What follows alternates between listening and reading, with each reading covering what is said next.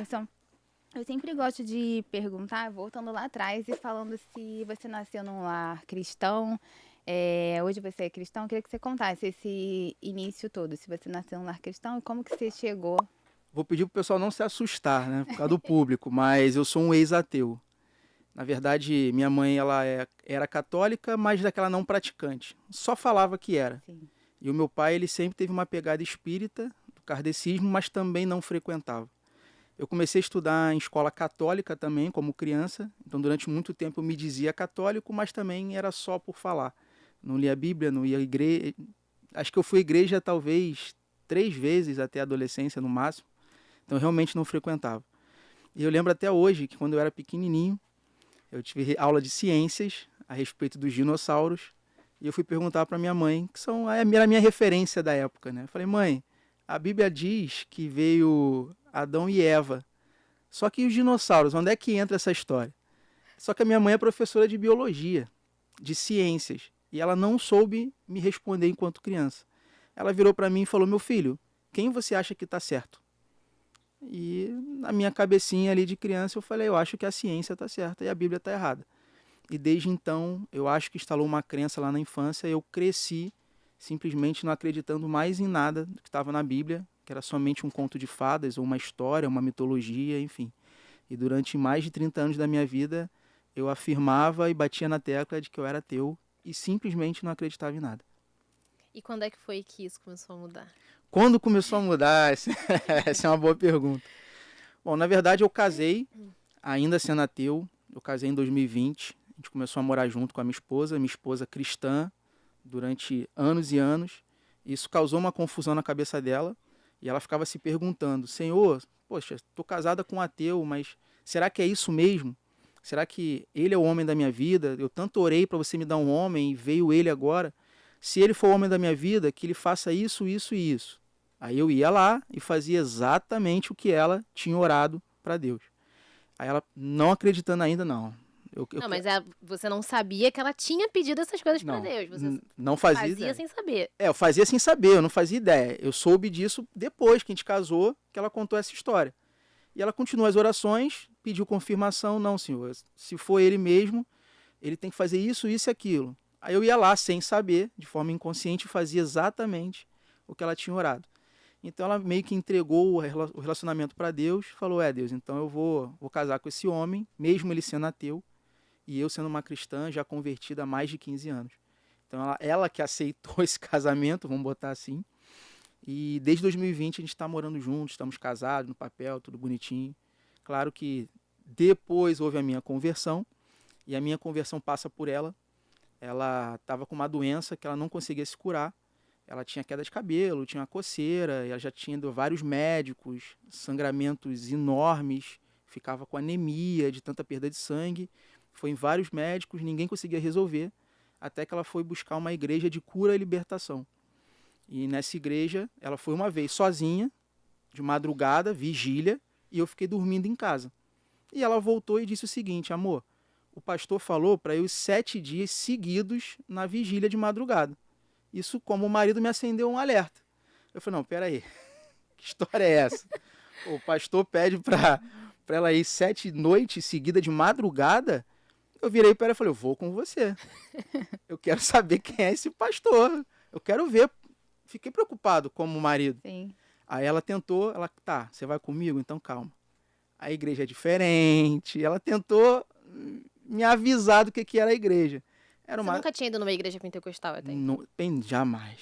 Eu só tinha visto na internet e eu achava besteira, achava mentira, teatro. Até que de fato eu fui numa igreja pentecostal, uma vigília. Chegando lá, fiquei um pouco assustado no início. Todo mundo rodando, falando em línguas, caindo, aquela coisa do arrebatamento, não entendia nada. Na minha cabeça continuou aquela coisa de que, cara, para que isso? Não tem necessidade disso, é besteira. E até que vinham pessoas falar comigo, viu? Os pastores desciam do púlpito, vinham até a mim, colocavam a mão no meu ombro e começavam a falar. Sou eu, teu Deus, que te digo que chegou a hora. Deus quer você do lado dele, eu quero você, meu filho amado, meu filho querido, chegou o seu momento. E durante 3 dias, diferentes pastores, iam falar comigo a mesma coisa. Até que no 4º dia da vigília, o pastor desceu, falou assim, olha, eu te vejo naquele navio. E eu trabalhava embarcado em navio, eu sou oficial de máquinas. E o navio, trabalhar em navio não é uma profissão muito conhecida. Não é todo mundo que trabalha em navio. Então não tem como alguém chegar e falar que eu trabalhava em navio. Como que ele foi tão assertivo? E o pastor entregou exatamente para mim. Eu te vejo naquele navio, eu conheço a sua angústia, eu conheço a sua frustração, eu sei que você quer parar de embarcar. E era o meu desejo, sim, parar de embarcar. Ele começou a falar tudo aquilo que eu estava sentindo. E eu, de ateu, eu saí para confuso. Já viu aquele bichinho, aquele suricato, né? Que fica assim? Fiquei assustado. Falei, como que ele sabe... Primeiro, como ele sabe que eu não acredito em nada? Como ele sabe o que eu trabalho? Como ele sabe que eu quero parar de embarcar? Como é que ele sabe tudo isso? Eu comecei a ficar confuso. E no dia seguinte, me chamaram para ir na igreja. Aí já foi a igreja Atitude, na Barra da Tijuca. Quando me chamaram para ir para a igreja, uns amigos meus, eu falei, olha, eu vou aceitar, porque eu já estava ali naquela confusão. A pregação foi sobre Jesus ressuscita e caminha com os discípulos no caminho de Emaús. Essa era a pregação. E a pregação foi caminhar com Jesus. E eu já estava ouvindo isso há uns 3, 4 dias anteriores, que eu tinha que caminhar com Jesus. E fez o apelo. Levanta a mão para você que quer se converter, aceitar Jesus. Deu vontade. Mas eu não levantei a mão, acredita? Deixou o orgulho falar mais alto. Deixei o orgulho falar mais alto. Eu não levantei a mão. E chegando em casa eu comentei com a minha esposa. Eu falei, amor, sabe aquela hora que pediu? Deu vontade. Ela quase teve um treco. Ela, por que você não levantou? Por que tu não se converteu? E ela começou a conversar comigo. Tivemos uma conversa de 1h30 em que ela bateu muito na tecla do medo. Você está com medo de quê? O que você tem medo? Tem medo de se converter? Tem medo de aceitar Jesus? Você tem medo? O que vai mudar na sua vida? Você tem medo de quê? Ficou, sabe? Foi uma conversa longa. Aquilo ficou na minha cabeça, isso era um sábado. E no domingo, eu fui para a igreja Lagoinha, ou seja, já a terceira igreja envolvida nessa história. Fui para Lagoinha, na Barra da Tijuca também. E na Lagoinha, a pregação foi sobre o quê? Adivinha? Jesus. Não. Sabia que ia falar isso. A pregação, o slide foi assim, tá com medo de quê? Eu falei, meu Deus, não é possível. Não é possível. E toda a pregação eu senti que fosse para mim. Para você que tem medo de casar, eu tinha. Para você que tem medo de ter filhos, eu tinha. Para você que tem medo de aceitar Jesus, e talvez eu tivesse, eu não acreditava, então achava que não era medo. Toda a pregação eu senti que foi para mim. Na hora que fez o apelo... Então, nesse momento, você ainda não tinha certeza se você acreditava ou não? Não, eu estava confuso ainda. Porque era muito tempo negando, dizendo que não acredita. Eu sou um cara que eu estudo muito, então eu já tinha lido o livro de física quântica, teoria da relatividade, teoria das cordas. Eu tinha muita base científica, histórica também, mas eu não tinha experiências espirituais. Então, eu falei, não é possível. Aí levantei a mão, assentei aquele apelo, aquela conversão. Aí chama na frente, né? Para você que levantou a mão, vem aqui para frente. Fui até a frente, lá no púlpito, fez a oração. E pela primeira vez eu senti meu corpo queimar, uma vontade de chorar. Eu não chorei, não deixei a lágrima cair. E senti uma dor forte aqui em cima. Eu falei, cara, o que é isso? Não estava entendendo direito. E quando eu fui para casa, eu falei, tá, e agora? Levantei a mão, mas e agora? Só que lembra da vigília, que eram 7 dias seguidos? Nesse dia, eu voltei na vigília. Então eu fui na igreja de manhã e na vigília de madrugada.